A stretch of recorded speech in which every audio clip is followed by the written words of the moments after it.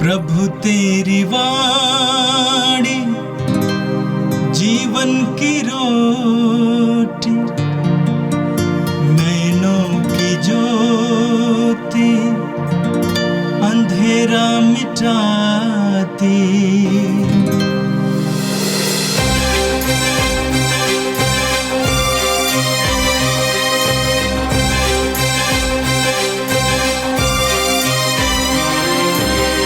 प्रभु तेरी वाणी जीवन की रोटी, नैनों की ज्योति अंधेरा मिटाती। प्रभु तेरी वाणी जीवन की रोटी, नैनों की ज्योति अंधेरा मिटाती। वाणी वाणी वाणी वाणी वाणी पवित्र है, शाश्वत है, जीवन का मन्ना है। 30 सितंबर सोमवार। पहला पाठ योग का ग्रंथ, अध्याय 1, पद संख्या 6 से 22 तक। प्रभु ने दिया था और प्रभु ने ले लिया, धन्य है प्रभु का नाम। एक दिन ऐसा हुआ कि स्वर्गदूत प्रभु के सामने उपस्थित हुए और शैतान भी उनमें सम्मिलित हो गया।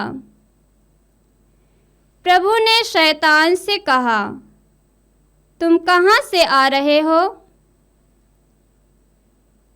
शैतान ने प्रभु को उत्तर दिया, मैंने पृथ्वी का पूरा चक्कर लगाया। इस पर प्रभु ने कहा, क्या तुमने मेरे सेवक योब पर ध्यान दिया? पृथ्वी भर में उसके समान कोई नहीं। वह निर्दोष और निष्कपट है। वह ईश्वर पर श्रद्धा रखता और बुराई से दूर रहता है। शैतान ने प्रभु से कहा, क्या योब यूं ही ईश्वर पर श्रद्धा रखता है? क्या आपने उसके परिवार और उसकी पूरी जायदाद के चारों ओर मानो घेरा लगाकर उसे सुरक्षित नहीं रखा? वह जो कुछ करता है आप उसे आशीर्वाद दिया। उसके झुंड देश भर में फैले हुए हैं। आप हाथ बढ़ाकर उसकी सारी संपत्ति छीन ले, तो वह निश्चय ही आपके मुंह पर आपकी निंदा करेगा।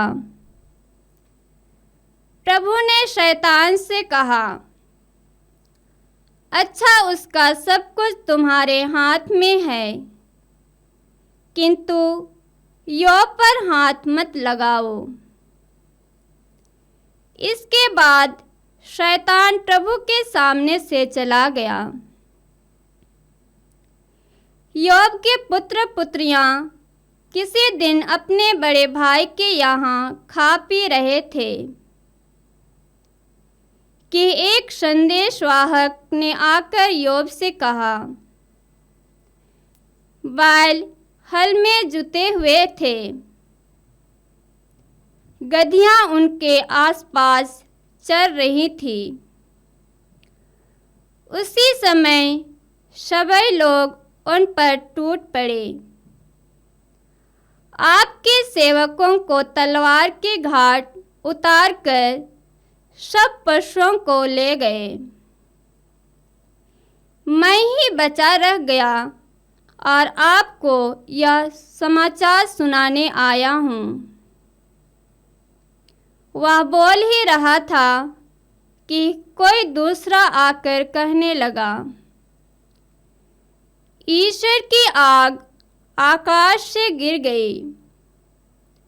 उसने भेड़ों और चरवाहों को जलाकर भस्म कर दिया। मैं ही बचा रह गया और आपको यह समाचार सुनाने आया हूँ। वह बोल ही रहा था कि एक और अंदर आया और कहने लगा, खलदाई लोग 3 दल बनाकर ऊँटों पर टूट पड़े और आपके नौकरों को तलवार के घाट उतार कर पशुओं को ले गए। मैं ही बच रहा गया और आपको यह समाचार सुनाने आया हूँ। वह बोल ही रहा था कि एक और आकर कहने लगा, आपके पुत्र पुत्रियां अपने बड़े भाई के यहाँ खा पी रहे थे कि एक भीषण आंधी मरुभूमि की ओर से आई और घर के चारों कोनों से इतने जोर से टकराई कि घर आपके पुत्र पुत्रियों पर गिर गया और वे मर गए। मैं ही बचा रह गया और आपको यह समाचार सुनाने आया हूँ। योब ने उठकर अपने वस्त्र फाड़ डाले। उसने सिर मुड़वाया और मुंह के बल भूमि पर गिरकर कहा, मैं नंगा ही माता के गर्भ से निकला और नंगा ही पृथ्वी के गर्भ में लौट जाऊंगा। प्रभु ने दिया था, प्रभु ने वापस ले लिया। धन्य है प्रभु का नाम। इन सब विपत्तियों के होते हुए भी योब ने कोई पाप नहीं किया और उसने व्यर्थ ही ईश्वर की निंदा की। यह प्रभु की वाणी है। संत लूकस के अनुसार पवित्र सुसमाचार अध्याय 9 वाक्य 46 से 50 तक। शिष्यों में यह विवाद छिड़ गया कि हम में सबसे बड़ा कौन है।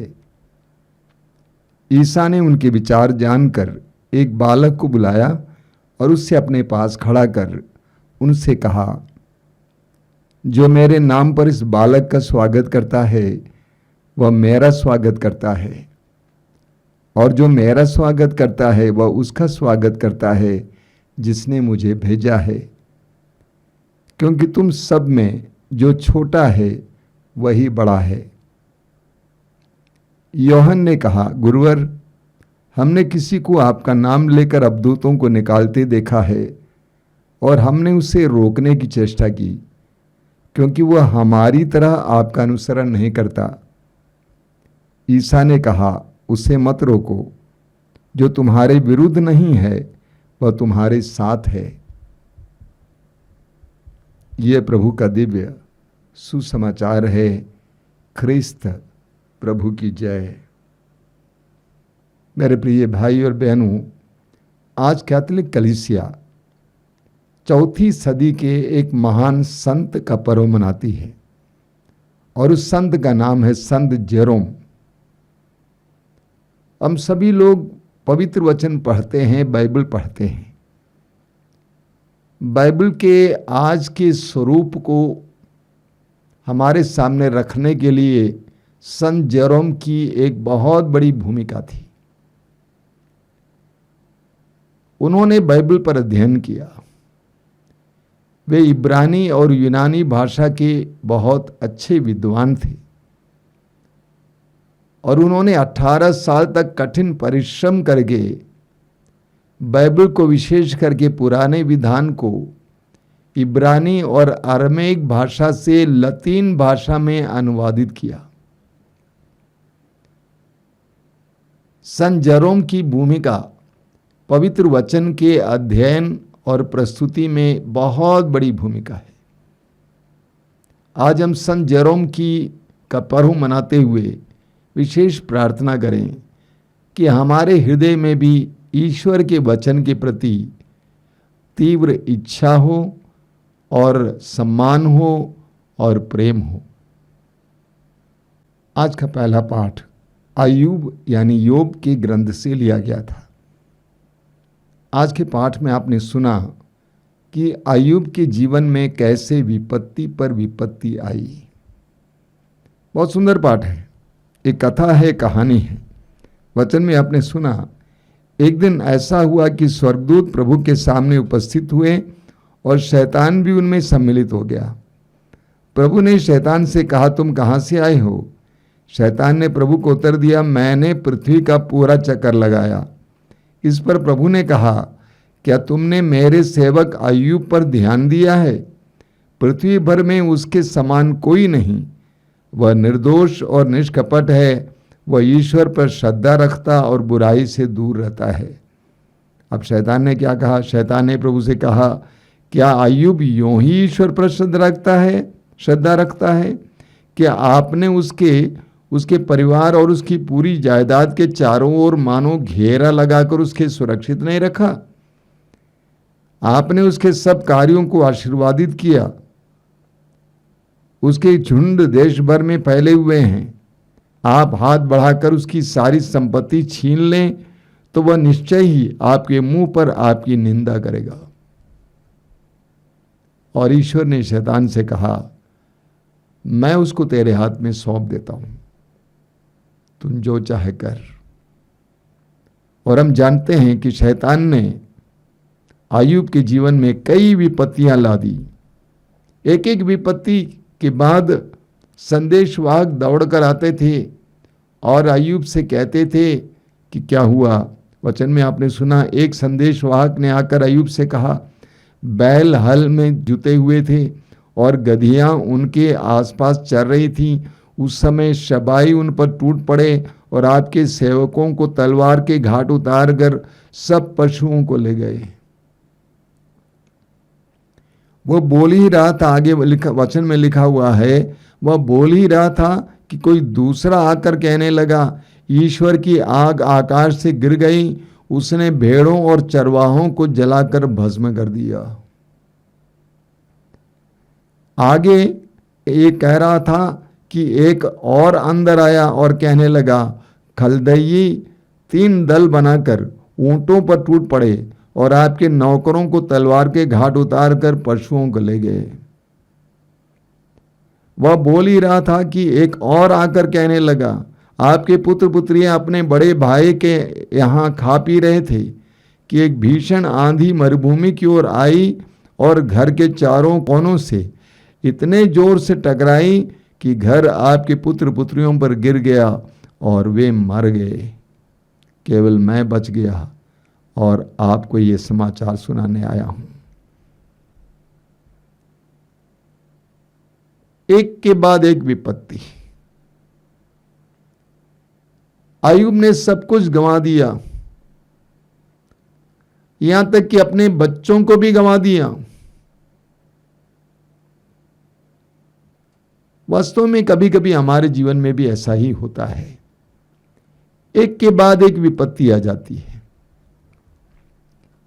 शैतान हमारे विश्वास की परीक्षा लेने के लिए एक के बाद एक प्रलोभन लाता है।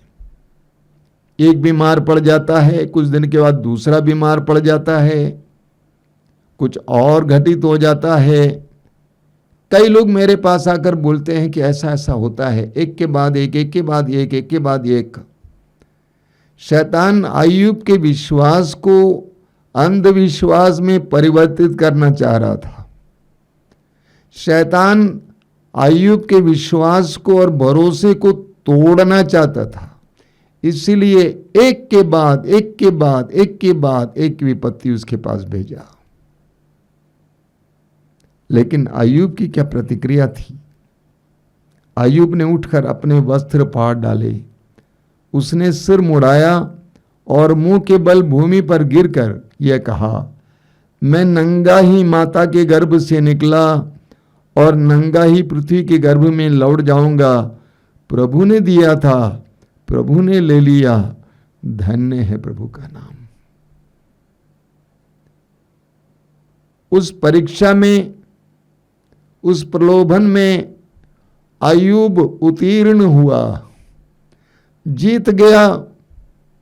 शैतान अय्यूब के विश्वास और भरोसे को तोड़ नहीं पाया। अय्यूब का मनोभाव हर विश्वासी का मनोभाव होना चाहिए। हमारे जीवन में भी कभी कभी ऐसे विपत्ति पर विपत्ति, दुख पर दुख आ जाते हैं।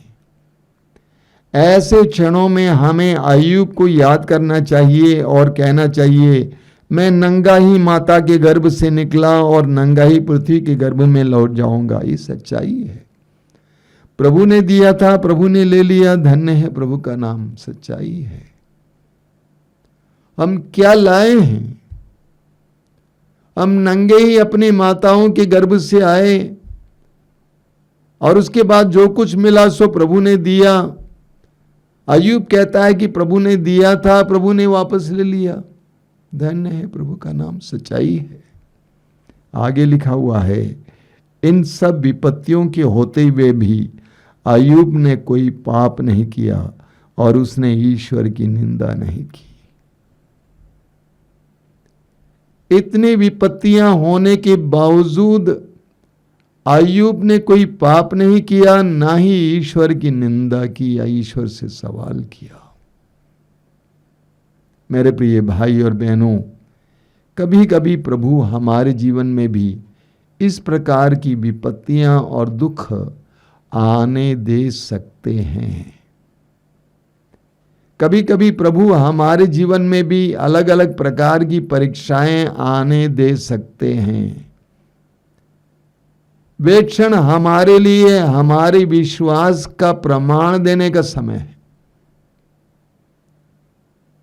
विपत्तियों का समय हमारे लिए हमारे विश्वास और भरोसे का प्रमाण देने का समय है, जिस तरह अय्यूब ने दिया। अय्यूब ने कोई पाप नहीं किया, ईश निंदा नहीं की।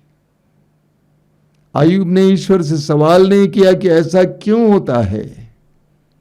अय्यूब हमारे सामने एक चमकते हुए तारे की तरह खड़े हैं, विश्वास का एक चमकता हुआ तारा, विपत्तियों के सामने भी जो टूटता नहीं है बल्कि प्रभु के अधीन रहता है। हम अय्यूब से सीखें। और आज का सुसमाचार संत लूकस के सुसमाचार की अध्याय 9 से लिया गया था। एक बहुत ही रोचक प्रसंग हमारे सामने रखा गया था। वचन में लिखा हुआ है, शिष्यों में ये विवाद छिड़ गया कि हम में सबसे बड़ा कौन है। हम में सबसे बड़ा कौन है? ये स्वाभाविक है। जब लोग इकट्ठे होते हैं, आपस में सोचते हैं कि हमारा अगुवा कौन है, नेता कौन है, और हर कोई चाहता है कि हम बड़े बने, हम अगुवा बने, हम नेता बने। शिष्य आपस में विवाद कर रहे थे कि हम में से कौन बड़ा है। यीशु के बाद सबसे बड़ा कौन है? किसी ने कहा कि मैं ज़्यादा पढ़ा लिखा हूँ, मैं बड़ा हूँ। किसी ने कहा होगा कि मैं उम्र में बड़ा हूँ इसलिए मैं बड़ा हूँ।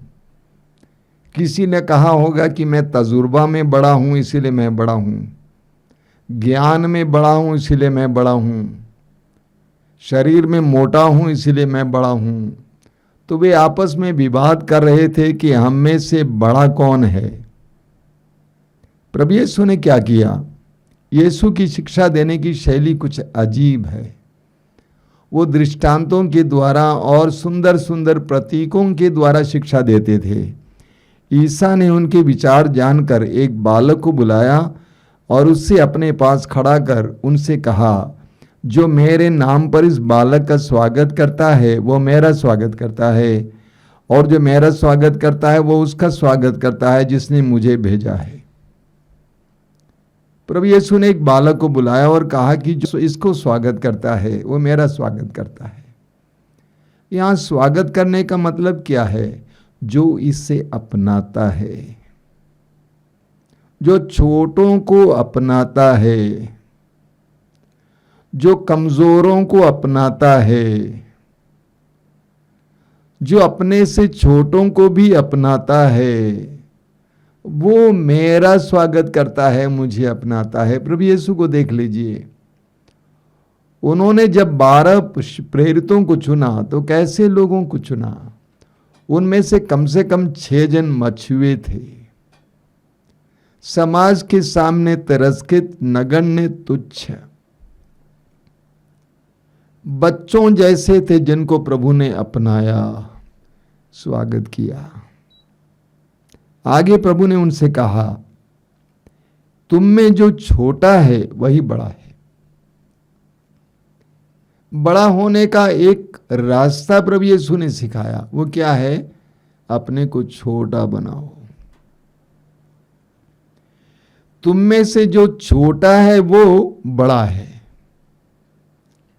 लूकस के सुसमाचार की अध्याय 18 वाक्य 14 में पढ़ते हैं, प्रभु यीशु कहते हैं, जो अपने आप को बड़ा मानता है वो छोटा बनाया जाएगा, और जो अपने आप को छोटा मानता है वो बड़ा बनाया जाएगा। प्रभु यीशु की शिक्षाएं बिल्कुल संसार की शिक्षाओं के विपरीत हैं। प्रभु ने कहा, तुम में से जो छोटा है वही बड़ा है। जो अपने आप को छोटा समझता है, नम्र बनाता है, वही सबसे बड़ा है ईश्वर की दृष्टि में। आगे हम पढ़ते हैं, योहन ने कहा, गुरुवर, हमने किसी को आपका नाम लेकर अबदूतों को निकालते देखा और हमने उसे रोकने की चेष्टा की, क्योंकि वो हमारी तरह आपका अनुसरण नहीं करता। ईसा ने कहा, उसे मत रोको, जो तुम्हारे विरुद्ध नहीं है वो तुम्हारे साथ है। योहन ने कहा कि प्रभु, आपका नाम लेकर कोई अबदूतों को निकाल रहा था, लेकिन वो हमारी तरह आपका अनुसरण नहीं करता है, इसीलिए हम उसको रोकने की कोशिश की।